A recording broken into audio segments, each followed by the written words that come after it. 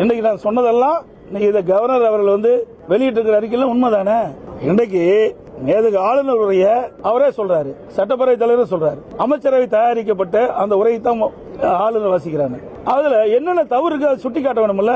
ஆளுநர் தவறான செய்தியை வாசிக்க மாட்டாங்கன்னு சொல்றாரு. அவருடைய நியாயம் அதுதான். ஒரு மேதகு ஆளுநர் அவர்கள் தமிழகத்தில் நிலவுகின்ற நிலைமையை உண்மைத்தன்மை இருந்தா தான் பேச முடியும். தவறு இருக்கின்ற பொழுது சுட்டி காட்டுகிறார். இந்த அரசு அதை ஏற்றுக்கொள்ள மறுக்குது. அதனாலதான் இப்படிப்பட்ட வெளிப்பாடு. அது மட்டும் இல்ல, ஆளுநரை பற்றி என்ன செய்தி சொல்ல வேண்டுமோ அதையே முன்கூட்டி தயாரித்து முதலமைச்சர் அந்த சட்டமன்றத்தில் இன்றைக்கு தீர்மானமா கொண்டாடுறாரு. எப்படி கவர்னர் இப்படி பேசுவார்னு தெரியும்.